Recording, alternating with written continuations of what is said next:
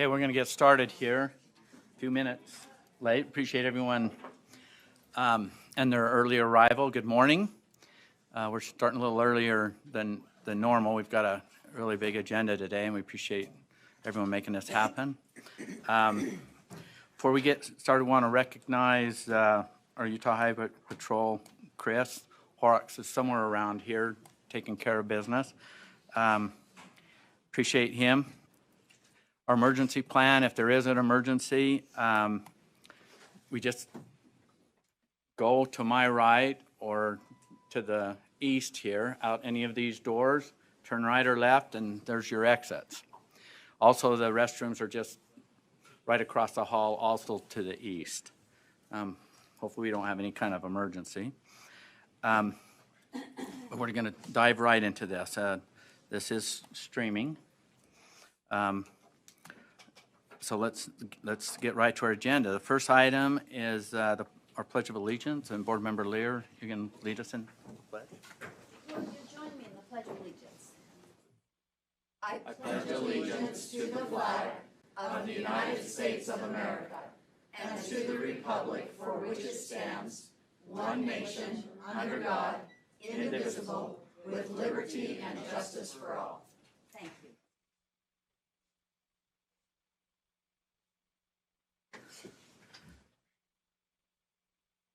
Thank you, Board Member Lear. Next, we'll have our board member message. Member Norton, are you ready to go?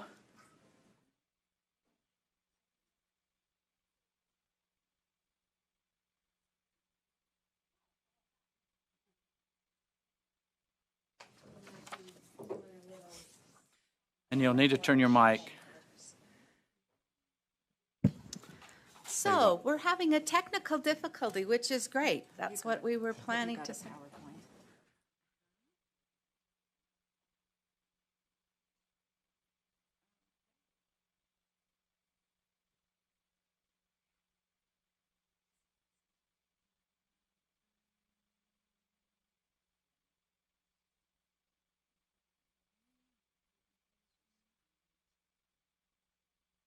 And then go to.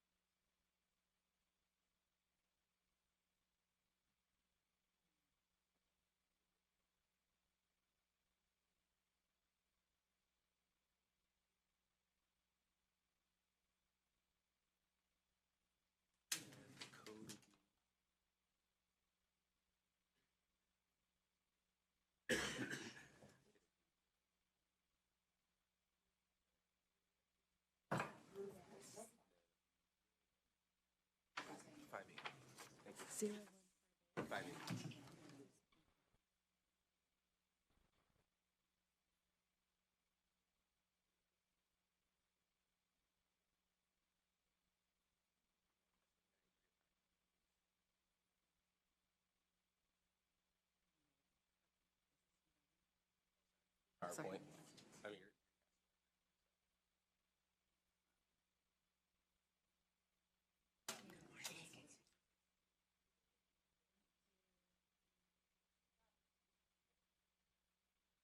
Oh, this was a perfect way to start this morning, because I was going to start off and say, you know, you get in your car and you turn on your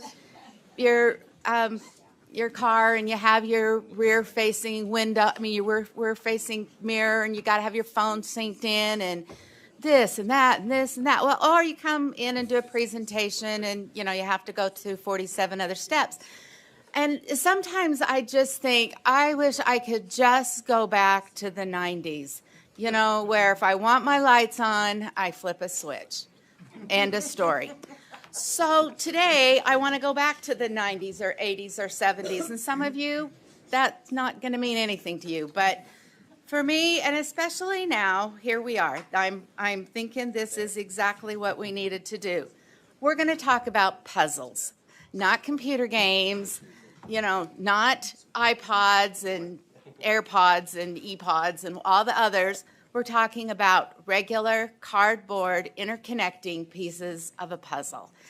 In my classroom, we've used puzzles my whole teaching career, but last year Rubik's Cubes became, you know, the new thing again. And one of the things that we've been using for the past couple of years have been jigsaw puzzles.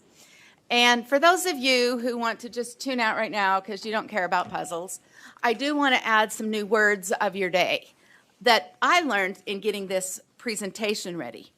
An enigmatologist is a person who loves working on puzzles. And, let me see if I can remember how to say this right, a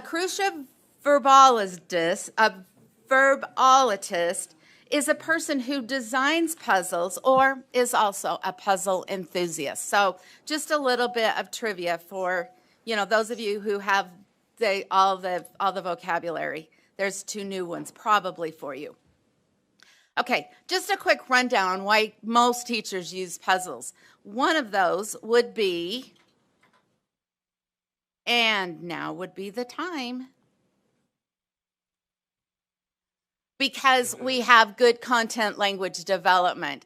So, for instance, you might be doing a puzzle of one of the master's art pieces, and you know, to hear your students talk about what medium did they use or where was the focal point.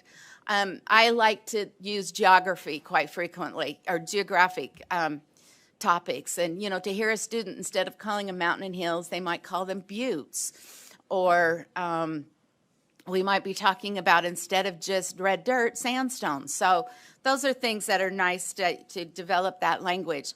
We also have, obviously, from the time they are 2 years old, small motor development with those little tiny pieces and manipulating those around. The collaboration that can go on because it is a group activity. It can be a great single activity, but lots of group interaction. Spatial reasoning is especially important in math. It's hard to teach unless you've got puzzles or things that kids manipulate and have to figure out how things are going to turn and be used in a different way. And one of the most importantly, and my 91-year-old mother will talk about this forever, and that's memory enhancement, remembering. Now, where did I put that little piece that goes right here?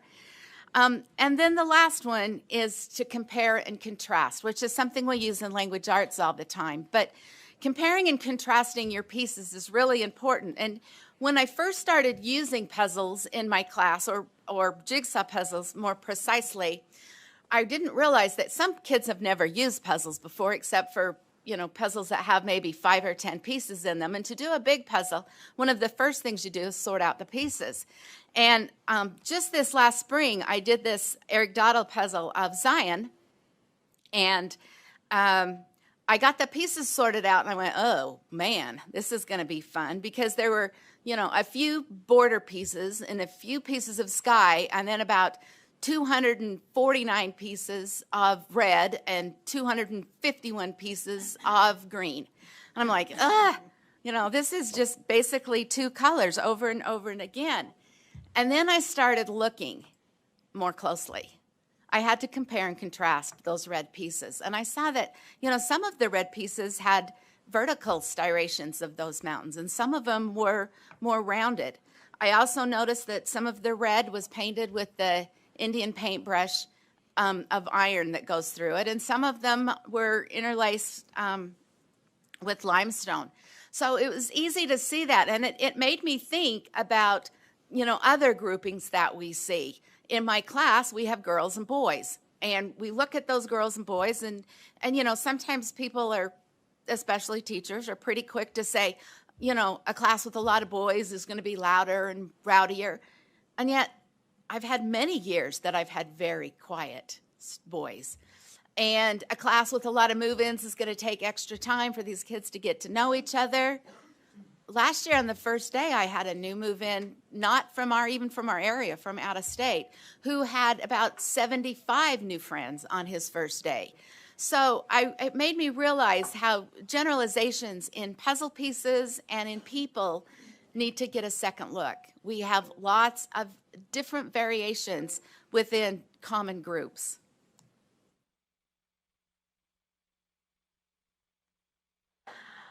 The other thing that's been very interesting for me to learn by using puzzles in my classroom were the emotional uses. It was about the second year that I was using them, and I realized we had a girl who brought one in, it was borrowed, and she needed to take it back for Christmas. And I thought, oh my goodness, we are not going to get finished with this by Christmas. And I think it's really devastating to have a piece, big puzzle that you've been working on and you don't get to finish it because it's got to go back home. And I better step in and start getting to work, helping these kids. So I would stay after school a little bit every night to work on the puzzle here and there. The stress reduction that I felt was amazing. And I realized the mindfulness that it takes to do a puzzle. You can't be thinking about what you're going to cook for dinner, and did you get your taxes filed, and is this tax deductible, and do I have those scores entered in my... No, if you're working on a puzzle, you have to be pretty focused on that puzzle, the task at hand. Also, it is amazing the high that you can get by connecting two pieces of cardboard. I'm like, sometimes that was my only goal. I am going to make one connection here, and then I can go home. It's such a great sense of accomplishment. The other thing is the motivation. For my students, they were going to get their work done. It was going to be right so they could go work on the puzzle. For me, it was like, I am going to get these scores recorded before 4:30 today because I want to work on the puzzle for at least 15 minutes. It was my motivation for getting things done. And last but not least, the meditative properties. Oh, I would never have music on. I would have a totally silent classroom, which never happens unless you're working on a puzzle at 4:30 at night. But it really was meditative. And then I started finding out that the custodian would come in and work on the puzzle a little bit. My substitute loved when we worked on had a puzzle, so she could work on it during recess. I wasn't the only one. And it is something that is such a good feeling and yet such a simple, back to the 90s feeling that lots of people were able to enjoy it. And so my final thought, I didn't know I was going to go late on my start, and I knew we were short on time. I wanted to talk about that last piece of the puzzle. Now, I have a son who, we've always done puzzles in my family for, since I was little. And my mom has a Thanksgiving puzzle, a Christmas puzzle. We go to the mountain, we do a puzzle. But to get to put the last piece of that puzzle in is pretty special. And I find out the same thing with my students. They kind of fought for who was going to get to do the last piece of the puzzle. My son would go so far as he would hide it. And it got to the point I would say, if I have to drive up there and get that last piece of the puzzle so I can put this away, you're paying for dinner tonight. So, Mom, it's in St. George, it's in your house. Okay, where is it? We would go through that. But every piece is so important. When I was getting this ready, I had an opportunity to talk to Eric Dowdle, and he said, I didn't know this, I'm glad to know it now, after throwing away probably 3 puzzles for pieces that got vacuumed up from my classroom, they will actually replace a puzzle if you've got a lost piece or you don't have that lost piece. And he kind of explained to me how that works. But I says, well, why don't you just send in, why don't you just say, I want the 4th row, the 5th piece in, or I need the top left corner piece. He said, because every puzzle is unique. Even though it has the same picture on it, with his puzzles, they're not cut the same. And I thought, how interesting that is, that every piece is unique. And as we know, with a puzzle, every piece is vital. So in closing, I'm going to end with this quote from Deepak Chopra. There are no extra pieces in the universe. Everyone is here because he or she has a place to fill. and every piece must fit itself into the big jigsaw puzzle. So, for those of you that are interested, I brought some puzzles in so that you can go home, and they're over there, pick what you would like, that you can go home and have some meditative, motivational therapy after Friday's meeting's over and enjoy doing something from the 90s. Thank you.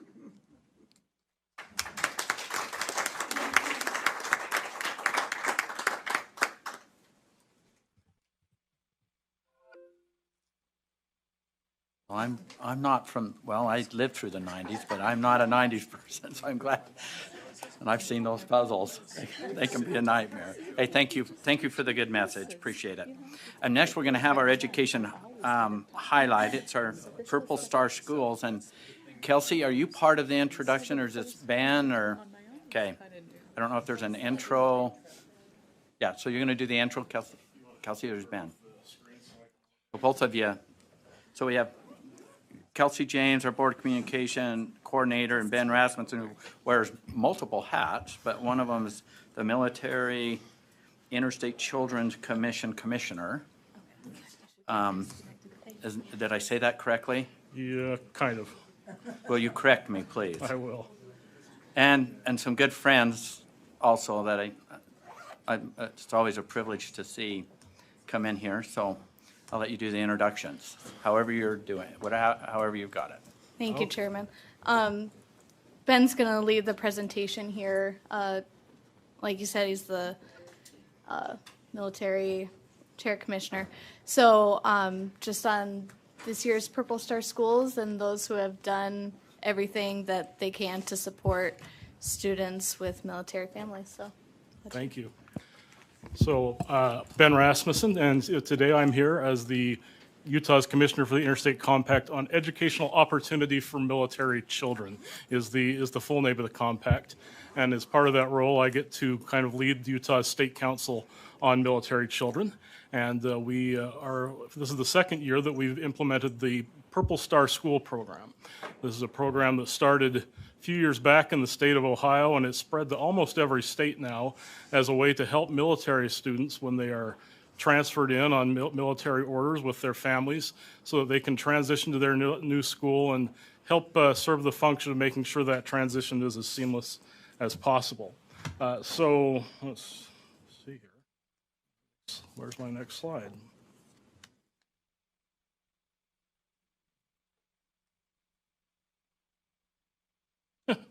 My slides must have disappeared when I moved this to PDF. I'm sorry. I'm going to skip the slideshow.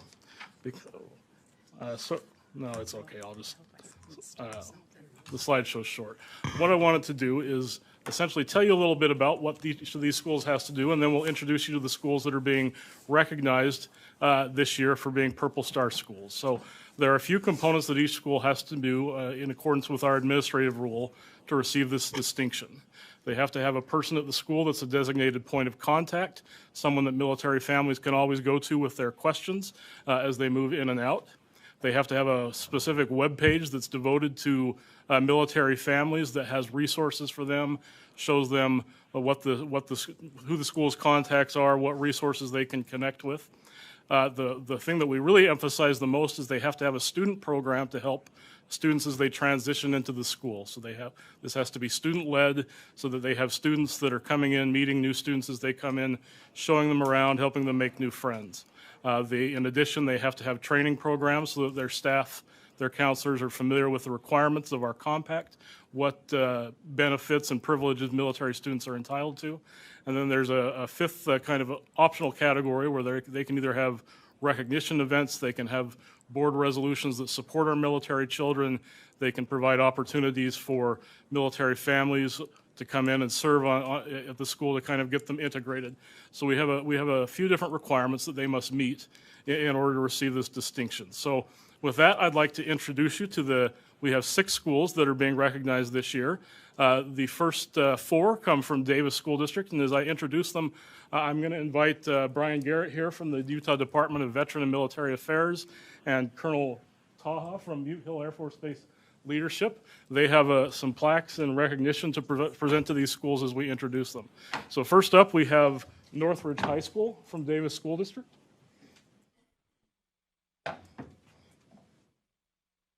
Then we have Legacy Junior High School from Davis School District.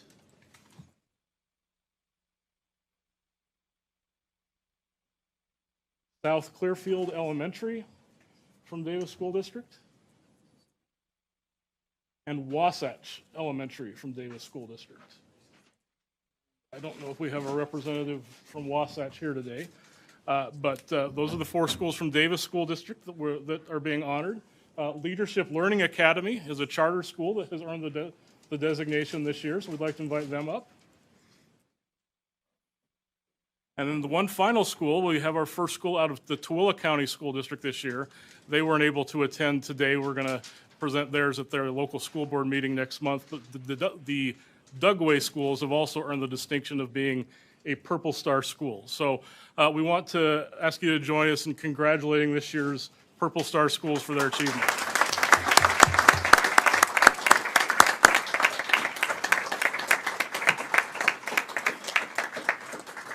So in doing that, I'd just like to, as always, thank the Department of Veteran and Military Affairs for their help with this program. They've provided the plaques that we're giving them. Hill Air Force Base is a great partner on this program. Leslie Flynn helps me work with these schools and helps me make sure they get approved and follow and are able to take the steps to earn this distinction. She does great work in that regard, and they've also provided a nice recognition to these schools today. So we also want to thank them for their help with this program. And so that's the presentation we have. We're going to invite them into the hall afterward for some pictures, but do you have any questions for us on the program? Yeah, can Doug speak, or does somebody want to add to anything that was said? We've got some brass here that may have Brian something. or Colonel, do you want to? They're usually you have any not comments? without any comment. They usually can. I'll follow you if you want to start. They come up to the mic, so this is. This will be brief, but just want to say thank you on behalf of our students. It obviously means something. What you're doing resonates with our families here at Hill Air Force Base, and it's just an honor. And again, you guys are doing all the hard work, right? And so, what your commitment has demonstrated today, our photos here were made in our arts and crafts store, and so again, we hope you appreciate that. Thank you enough on what you are doing. Very vulnerable part for our Hill Air Force Base family, so thank you. I would like to echo Colonel Taha's comments. I'm Brian Garrett with the Department of Veterans and Military Affairs. I also want to express our appreciation to the board for the support of this program and the work that was done to put the rule in place. Ben and Angie, we worked together on a lot of issues for military children. You know, many of these kids. I'll ask you, how many times have your kids moved? Well, my kid is 27 and in New York. So. Okay. All right. All right. You get off the hook. So I get off the hook. But sometimes you ask that question, and parents will tell you they've moved 10 times over the course of their educational experience as they move into high school. And as you know, you move a kid, if you will, a teenager around, especially as they get into those high school years. It's really tough. Making friends, losing friends, new cultures, new climates, new communities, new countries in many cases. And it's programs like this. It's a tremendous support that the Department of Veterans and Military Affairs gets from, the Board of Education and all of the staff as we continue to look at the unique needs of these kids and help take care of them and support them in their transition. And most importantly, give some peace to their parents as they continue to serve our country and do the work that we've asked them to do there. So thank you, Ben, Angie. Thank you so very much for all your good work, not only on Purple Star, but all the legislation we work, all the issues that we work, and some of the challenges that we've been battling even at a national level to make sure we're able to take care of our kids. So thank you, Mr. Chair, and thank you. I would be remiss, Mr. Chair, Mr. Huntsman is a volunteer with Employer Support of Guard and Reserve and acts as an ombudsman that works with our guardsmen and reservists who are trying to serve and still keep their civilian employer happy. He's the referee. Sometimes between the two. Kind of funny, you're the chair. But really has done some great work for many, many years there, Mark. I very much appreciate your friendship and your time you spend with our service members, too. Thank you all. Thank you. Thank you. We appreciate all you do. Recognize sorry. Thank you for what you do. Utah's recognized for their outreach programs and what's happening here. Our military is very important. They're all people. We're in the people business, and they come and go out of our state. And we welcome. They're part of our economy, but more so they contribute. And here's just another example of the many things that the good state of Utah participates in and welcoming and supporting our military. And you guys some of you might have heard me say this before on the Guard and Reserve side. I don't know if you're aware of this, but 49-point-something% of our military expertise, strength, best military people are Guard and Reserve. And they're supported by states and communities and employers and that. And sometimes they get deployed and it's a full-time gig for a short period of time, but they are relevant and they are important for our state. So I appreciate the board, legislature, and others that continue to support and assist the military and all the things that they do, not just in our state, but country and world. So thank you for your work. Thank you, Mr. Chair. If I could leave you with one good news story. In 2019, the Air Force did an evaluation of all of the 153 Air Force bases across the enterprise, and they looked at child education and spouse reciprocity for employment. They did a red-green chart to evaluate the bases. Roland Wright Air National Guard Base, our little Air Guard base out here at the airport, and Hill Air Force Base in the 2019 study were two of only 3 bases out of 153 ranked green in both categories: education, spouse employment, and reciprocity. The 21 study that came out, we were 2 of 7, and still the only state that all of our Air Force installations were ranked green in both categories. And I think that is attributable to the great work of this body, the schools, the local districts, Ben, Angie, and the staff here. So, thank you for that, because that matters when the Air Force looks at future missions, future jobs, future growth, keeping missions. It's a very important metric for us to hit. And we've done it 2 years in a row and been the only state to be green in both those categories. So sorry, you reminded me, and I got to throw that one in. So there's your good news story for the day. Thank you.